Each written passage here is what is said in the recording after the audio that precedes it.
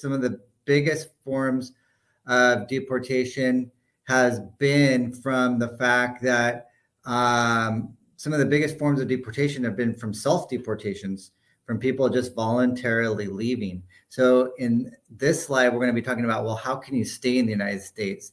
And thank you for all of you who are joining live. You can put your questions in the chat, and we are answering questions about different ways to stay lawfully in the United States. If you missed the last live that we had earlier this week, it was specifically on J1 waivers, and you can check that out on our YouTube channel under the live section.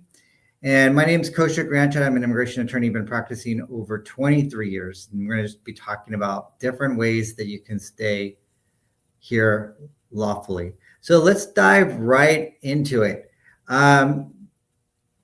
So there's a variety of ways to, if you're here on what's called like a non-immigrant visa, that's not a permanent visa, that's a visa temporarily in the United States. So examples of that would be like a visitor visa or an F1 visa or a J1 visa.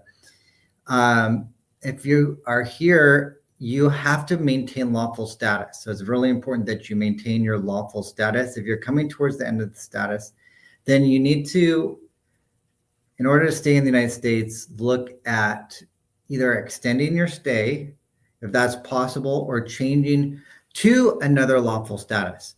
So for instance, that could be an F1 changing to an H1B visa. That would be a classic example where you're finishing school, maybe you're doing optional practical training, then you're applying for an H1B visa. And maintaining that lawful status, or if you've met a loved one, if let's say you're marrying a US citizen, then in that situation, while you are here in the United States, if you have either of those applications pending, one like changing to another visa, welcome to those of you who have joined our live. We're talking about how to stay lawfully in the United States, answering some different questions, and you would love to hear where you are viewing from. We're talking about right now, if you're here on what visa, what you need to do in order to stay lawfully here. And hi, I'm W4254. Love to hear where you're watching from. You're from YouTube. And so, for instance, if you're here on a J visa or a F1, for those of you who are just joining, we're talking about how can you continue to stay lawfully here? Well,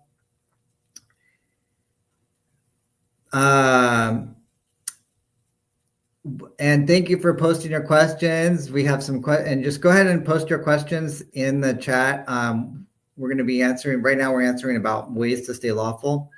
And one question we have here is regarding someone who's in U visa status. So that is the U visa status is an option if you are here and you're out of status. You could also change to a U visa status, but many people qualify for U visa if you've been the victim of violent crime, participated with police, and have been helpful with police. That is an option for you. It also overcomes multiple lawful entries. So in that option, that you can apply for that even if you are out of status. The best case scenario is you don't get out of status. You're able to change to a lawful status, but not everyone has that option. You might have entered without a visa, for instance. And you need to look at the U visa option or the T visa option, or another option if you're out of status is the Violence Against Women Act. VAWA could be an option for you as well. If you were abused and you had you were previously married to a U.S. citizen. So the next question we have here is can you stay in the United States while you have your application pending? So you can stay in the United States while your application is pending. So let's look at that. Like, let's say December 5th, 2025, your application, you're going to go out of status. So in that situation, then what can you do? If you apply, let's say you apply a week before then, can you continue to stay in the United States? Well, yes, you can continue to stay in the United States if you did submit your application timely and it was a valid application, it wasn't a frivolous one, then you're allowed to stay while your application is pending. So another example of that, let's say you're applying for a marriage-based green card. While that's pending, you could apply for work authorization, continue to stay here in the United States. Now, if the application gets denied, then in most situations, you have to leave the United States. And now with green card applications, they are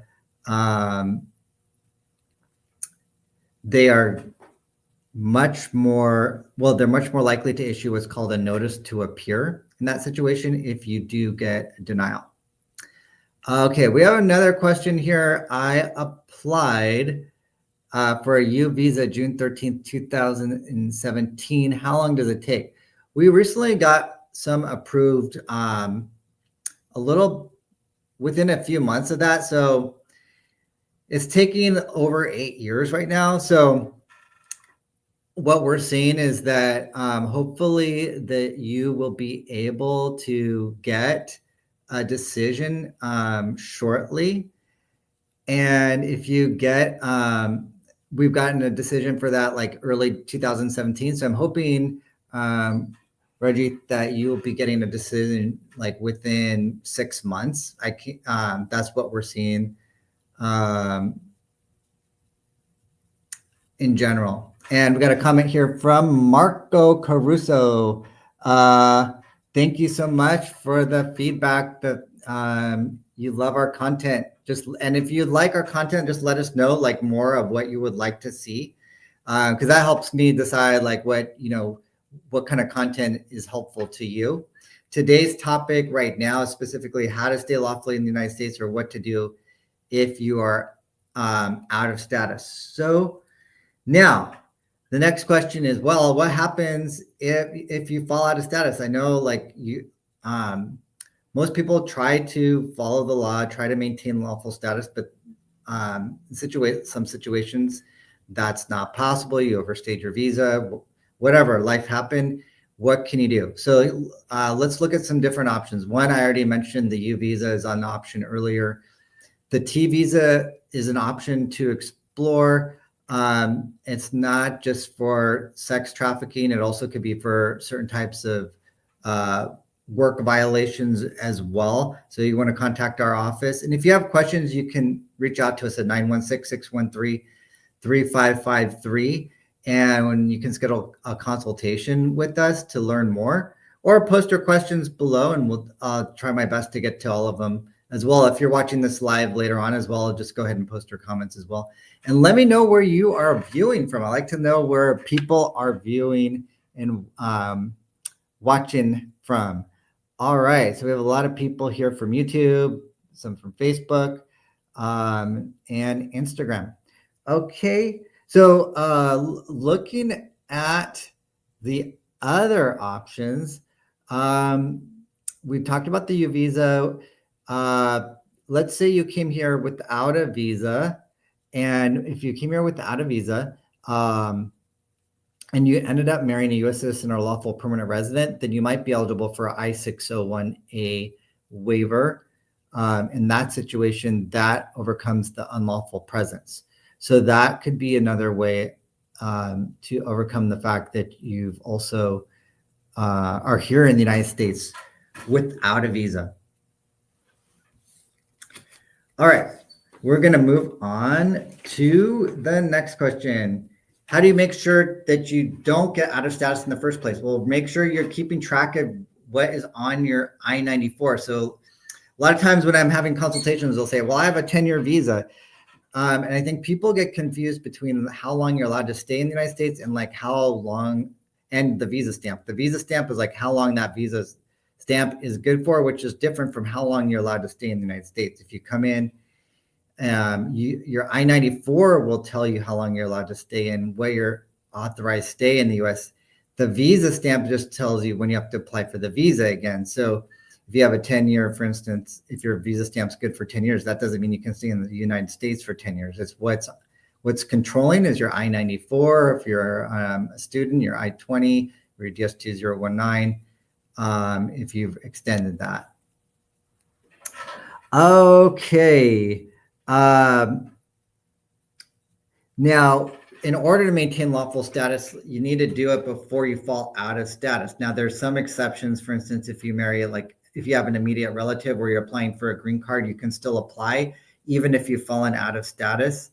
But those exceptions are they're pretty specific. So you want to make sure that best case is just make sure that you are keeping track of your I-94 when your status ends, so you don't violate your status. And the next question, what are some mistakes that lead to being out of status? Well, one mistake is not complying with the terms of your visa. So what does that mean? Like, let's say you come here on an F1 visa and then you start working. Well, that's not complying with the terms of your visa. That's violating the terms of your visa. So that's something that could make you fall out of status, and that could possibly cause you to have future issues as well. So you want to make sure that whatever you come here for your visa to do is what you do. For instance, also like a visitor visa, you're coming here to visit. You're not supposed to work while you're here visiting. And those are issues that also could come out, like if you're traveling back and forth. If you're here on a visitor visa at the port of entry, they might start asking you questions about like, what were you doing?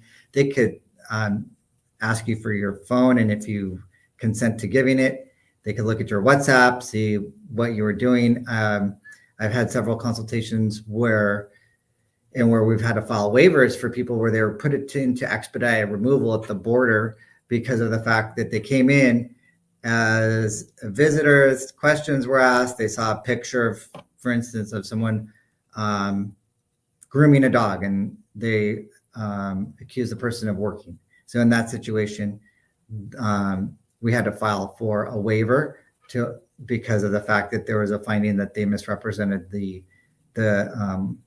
what they were doing while they're here on the visa, and they weren't following the terms of what their visa allowed them to do.